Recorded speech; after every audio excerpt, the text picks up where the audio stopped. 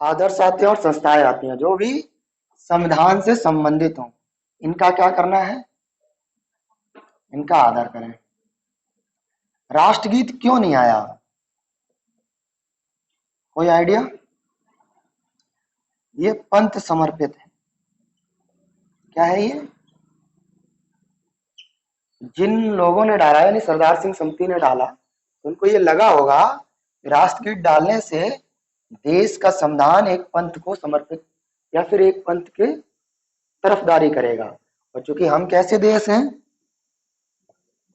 धर्म पंथ निरपेक्ष कह लो या इसको धर्म निरपेक्ष कह लो, मतलब हम किसी धर्म के सपोर्ट में खड़े नहीं होंगे। ये अलग बात है कि हम सभी धर्मों का सम्मान करेंगे और उनको प्रमोट करने की पूरी स्वतंत्रता देंगे, लेकिन संविधान या राज्य या सरकार कभी भी किसी भी धर्म के सपोर्ट में खड़ी नहीं होगी। आदर सभी का करेंगे। चूंकि अगर राष्ट्रगीत डाल देते हैं तो सरदार सिंह समिति को यह लगा होगा कि किसी एक पंथ को समर्पित हो जाएगा, इसलिए यहाँ पर राष्ट्रगीत शब्द नहीं लिया गया है। इस बात को आपको याद रखना है। देखो दो दो के टर्म में याद करना है। 2 प्लस लास्ट वाला 11वां नंबर आपको याद, शिक्षा का अधिकार। बाकी जो 10 है उसमें शुरुआत के 2 वाला है कॉलम, मैं बता देता हूँ कैसे याद करो। संविधान का पालन करें, आदर्शों का आदर करें, राष्ट्रीय आंदोलन,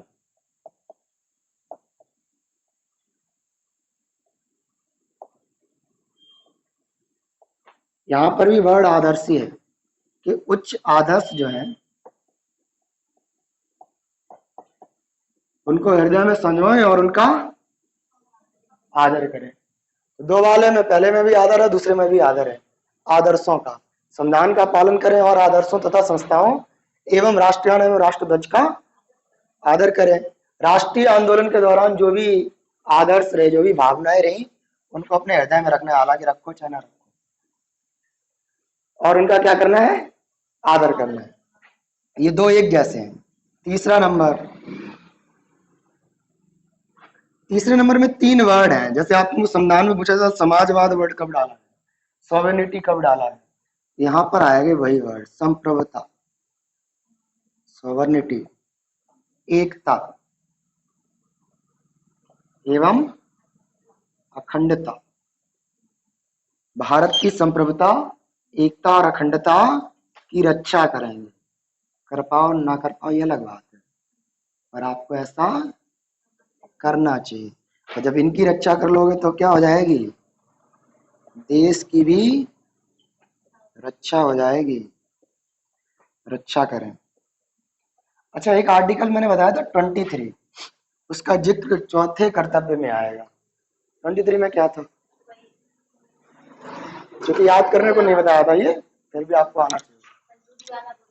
क्या है?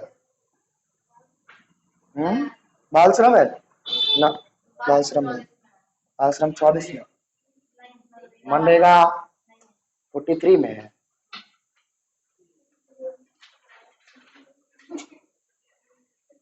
ह्यूमन ट्रैफिक, मानव दुर्व्यापार और जबरन मजदूरी वर्ड आया है।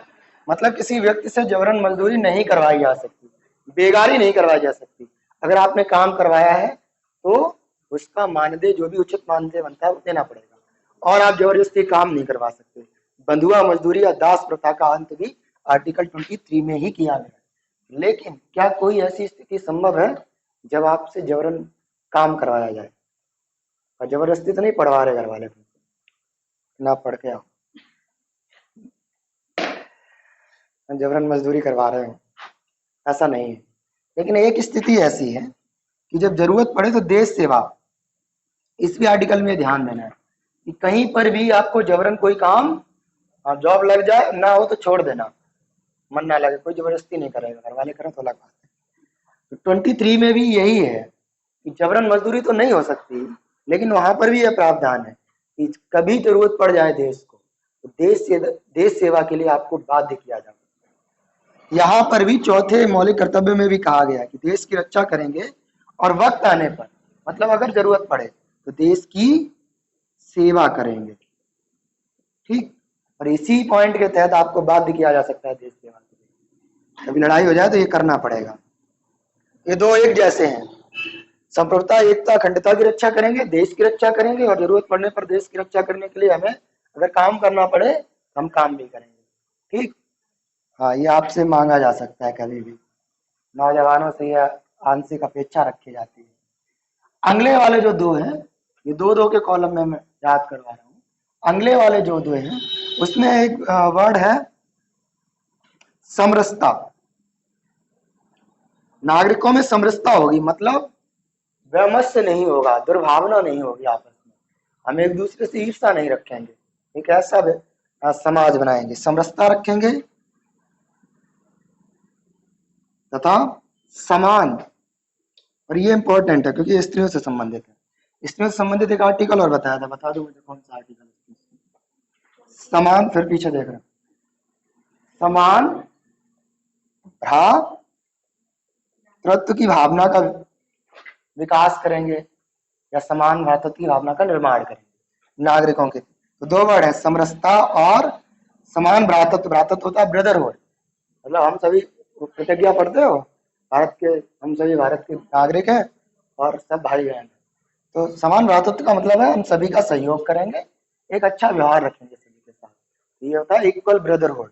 समरसता, अच्छी भावना रखेंगे, बैर भाव जो होता है, ईर्षा होती है, हालांकि ऐसा होता नहीं है प्रैक्टिकल में, लेकिन हम रखेंगे, ऐसा हमारा कर्तव्य कहता है।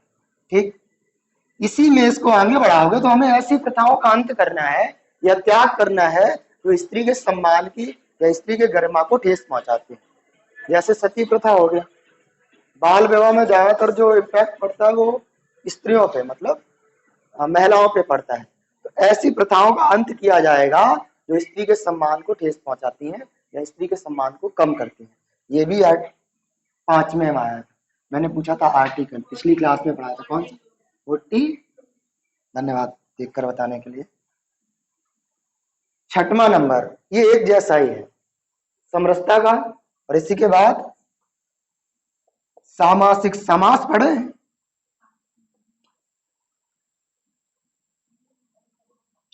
सामासिक संस्कृति, जो भी हमारी सामासिक संस्कृति है, सामासिक का मतलब है ओवरऑल। अब तुम हिंदू होती है अलग बात है, लेकिन हो सकता है देश के अंदर कोई बढ़िया तीर्थ स्थल हो मुस्लिमों का या ईसाइयों का, हमें उन, वो भी हमारी संस्कृति का ही हिस्सा है, हमें उनका भी आदर करना है, उनका भी मतलब उसको भी बनाए रखना है, उसका भी संरक्षण करना है। इसको कहते हैं सामासिक। सामासिक मतलब समास का मतलब ही होता है, अगर हिंदी वर्ड सुना हो समास, उसका क्या मतलब होता था, समास का मतलब था जोड़ना, शब्दों को जोड़ना, है ना। तो सामासिक संस्कृति मतलब जो भी देश की संस्कृति है उसके महत्व को समझेंगे और उसका संरक्षण करेंगे। तो दो हैं, हो गए। अब 7वें 8वें 9वें 10वें जो भी हैं वो सब कुछ कहीं ना कहीं आपने डीपीएसपी में पढ़ रखे हैं, इनको लिखना हो तो लिख लो। फिर इतना पढ़ाने के बाद भी घर जाके पता नहीं 2-3 याद रह ही जाएंगे, हैं। अधिकार सबको याद है, कर्तव्य नहीं याद।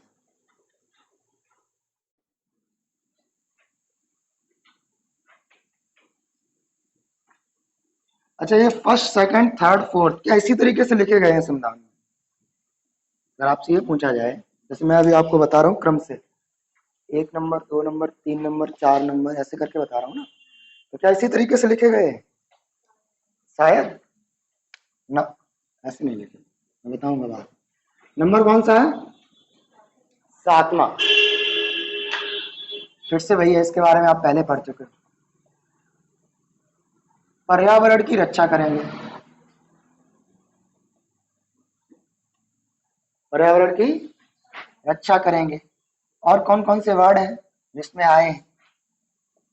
नदी, झील, वन एवं वन्य जी, फॉरेस्ट और वाइल्ड लाइफ दोनों एक साथ जोड़े जाएंगे। ठीक, इन सभी का क्या करेंगे? संरक्षण करेंगे। संरक्षण मतलब दुरुपयोग नहीं करेंगे। क्या है? पर्यावरण की रक्षा करेंगे, नदी, झील, वन एवं वन जीव का संरक्षण करेंगे, मतलब इनको मारेंगे नहीं और इनकी सुरक्षा करेंगे, वरना पेड़ काट डालो जाके। ठीक, ऐसा नहीं करना है, ना नदियों को प्रदूषित करना है। 8वां वाला इंपॉर्टेंट है आपके लिए। इसमें एक वर्ड आता है वैज्ञानिक, और इससे क्वेश्चन भी पूछा गया है किसी एग्जाम, पता नहीं पुलिस में कहा। वैज्ञानिक दृष्टिकोण अपनाएंगे। अब ये क्या होता है? कोई बच्चा आर्ट्स पढ़ के आया होगा, हम तो आर्ट्स पढ़ के आए, हमें विज्ञान से क्या मतलब। वैज्ञानिक दृष्टिकोण का मतलब ये नहीं है कि उठा के साइंस की किताब पढ़ने लगो। इसका मतलब है कि आप वैज्ञानिक दृष्टिकोण अपनाएंगे, टेक्निकल चीजें देखेंगे, रूढ़िवादिता को खत्म। इसके पीछे जो बेसिक जो पीछे कहानी है, मतलब आप अंधविश्वास नहीं रखेंगे, तर्क और वितर्क रखेंगे किसी भी बात को मानने से पहले। वैज्ञानिक दृष्टिकोण अपनाएंगे, ये सही भी है या फिर गलत है। हो सकता है कई सारी प्रथाएं हो जो समय के साथ चली आ रही हो, हम वैसे ही मानते चले आ रहे हो। सती प्रथा उनमें से एक था, बाल विवाह उनमें से एक था, है ना। तो ये सारी चीजें हम वैज्ञानिक दृष्टिकोण अपनाएंगे अपने जीवन में, और जब वैज्ञानिक दृष्टिकोण अपनाएंगे तो ज्ञानार्जन भी करेंगे, ज्ञानार्जन की भावना होगी, सुधार की भावना होगी अपने में हमेशा, मानववाद की भावना रखेंगे। ये सभी वर्ड किस में आते हैं? 8वें में। वैज्ञानिक दृष्टिकोण अपनाएंगे मतलब जीवन में रूढ़िवादिता को समाप्त करना है। ज्ञानार्जन करेंगे जिससे हम चीजों को और अच्छे से समझ सकें कि सही और गलत का मतलब क्या है, कौन सी चीज सही है कौन सी चीज, और जब ऐसा करोगे तो सुधार तो आ ही जाएगा अपने में। और मानववाद मतलब मानव को दिक्कत में लाने वाली चीजों को भी हम क्या करेंगे? निषेध करेंगे, प्रतिषेध रखेंगे अपनी लाइफ से। 9वां और जो बड़ा इंपॉर्टेंट है, करना चाहिए हालांकि होता नहीं है, सार्वजनिक। अच्छा, इसमें यह पूछा जाए कि हम अपने राष्ट्रीय महत्व के इमारतों का संरक्षण करेंगे, क्या ऐसा कोई मौलिक कर्तव्य है? ऐसा डीपीएसपी में लिखा था, लेकिन मौलिक कर्तव्यों में नहीं है। लेकिन 9वें नंबर मौलिक कर्तव्य उसी की व्याख्या करेगा। सार्वजनिक संपत्ति की रक्षा करेंगे, मतलब ये हुआ सीधा सा, हम हिंसा नहीं करेंगे, अहिंसावादी। जब सार्वजनिक संपत्ति की रक्षा करोगे मतलब तोड़ फोड़ नहीं करोगे, आगजनी नहीं करोगे। कोई भी सार्वजनिक संपत्ति हो सकती है, चाहे वो स्मारक हो, चाहे आपका बस स्टॉप हो, चाहे आपका रेलवे स्टेशन हो, चाहे सरकारी बस हो जाता ना आंदोलन में ये सब चीजें। तो ये सब चीजें नहीं करनी है, इनकी रक्षा करनी है, तो हिंसा अपने आप नहीं होगी। 10वां जो आपको अपने लिए करना है, हालांकि हो नहीं पाता है, व्यक्तिगत मतलब जैसे चाहो वैसे खुद करना है। व्यक्तिगत एवं सामूहिक प्रयास करने हैं। क्या करने हैं? प्रयास, जिससे हम क्या कर सके अपने जीवन में? उत्कर्ष की प्राप्ति कर सके, मतलब जीवन को सुधार सकें, एक बेहतर लेवल पे ले जा सकते हैं, जहां तक हम पहुंच सकते हैं। तो चाहे वो व्यक्तिगत प्रयास हो आपका, और चाहे वो सामूहिक प्रयास हो, ऐसे प्रयास कर रहे हैं कि अपना जीवन हम उत्कर्ष की ओर ले जा सकें, जो लक्ष्य हमने बनाए हैं वो पूरे कर सकें। और 11वां बड़ा इंपॉर्टेंट है, क्योंकि ये अलग से जोड़ा गया 86 अमेंडमेंट एक्ट 2002 के द्वारा शिक्षा का अधिकार है। समझा चुका हूं पूरा इसमें। अभिभावक या फिर अभिभावक, माता पिता अगर है तो माता पिता, और अभिभावक यानी जो उनकी देख रेख कर रहा है, उन सभी को अपने 6 से 14 वर्ष के बालक बालिकाओं को क्या करना है? शिक्षा प्रदान करने के अवसर प्रदान करने, जिससे वो शिक्षा प्राप्त कर सके। तो ये था आपका 11वां नंबर। ठीक, फिर से वही बात है, चूंकि ये 4A में है तो नॉन जस्टिफिकेबल है, ये हमेशा याद रखना है, वरना कभी ख्याल आए कि आप खड़े थे राष्ट्रगान में सीधे और कोई नहीं खड़े था तो कोई दिक्कत नहीं है, जैसा चाहे वैसा खड़ा हो सकता है, गाना चाहे तो गाए, ना गाना चाहे तो डांस करना चाहे तो डांस कर ले, कोई दिक्कत नहीं, मुकदमा नहीं हो सकता उस पर। ठीक, क्योंकि ये नॉन जस्टिफिकेबल है। हालांकि जिस समिति की सिफारिश पर ये भारतीय संविधान में जोड़े गए, स्वर्ण सिंह समिति, उसने तो इसको क्या कहा था कि भाई इनको जस्टिफिकेबल बना देना, मतलब प्रवर्तनीय कर देना। अगर ये होता तो शायद और ज्यादा टाइट होता हमारा रूल, लेकिन हम इसीलिए तो कहते हैं कि भारतीय संविधान उदारवादी है। जहां पर आपसे कुछ करने की अपेक्षा रखता है, वहां पर आपको चॉइस देता है कि आप करो या, लेकिन आपके लिए जो किया जा रहा है वो जस्टेबल कर देता है, मतलब आपके लिए तो किया ही जाएगा देश के लिए। तो भारतीय संविधान इसीलिए उदारवादी कहा गया है। क्यों? क्योंकि जहां जहां से वो आपसे अपेक्षा कर रहा है कुछ करने की, वहां पर वो नॉन जस्टेबल चीजें लगा देता है। मतलब आप ना भी करना चाहो तो ना करो। बहुत सारे स्कोप दिए गए हैं एक नागरिक को कि वो उस आधार पे अपने जीवन का अर्जन कर सकता है, और ना भी करना चाहे तो, बिगड़ना चाहो तो बिगड़ सकते हो, कोई दिक्कत नहीं। ठीक, लेकिन संविधान ये कहता है कि अच्छी चीजें हो। हालांकि आपको याद रखना है कि जिस समिति की सिफारिश पे ये किया गया था, उस समिति ने तो ये कहा था कि इनको प्रवर्तनीय कर दो, लेकिन संसद के पास अभी अधिकार है, फिलहाल मूल रूप से ये प्रवर्तनीय नहीं है, लेकिन संसद के पास ये अधिकार है, वो किसी संविधान संशोधन के जरिए इनको प्रवर्तनीय कर सकता है। ऐसी छूट संसद को मिली है, वो भविष्य में चाहे तो इन सब चीजों को क्या कर सकता है, प्रवर्तनीय कर सकता है। मतलब फिर आप बाउंड हो जाएंगे इन सभी चीजों को मस्ट करने के लिए, ठीक, फॉलो करने के लिए। तो ये पूरा टॉपिक था आपका मौलिक कर्तव्य।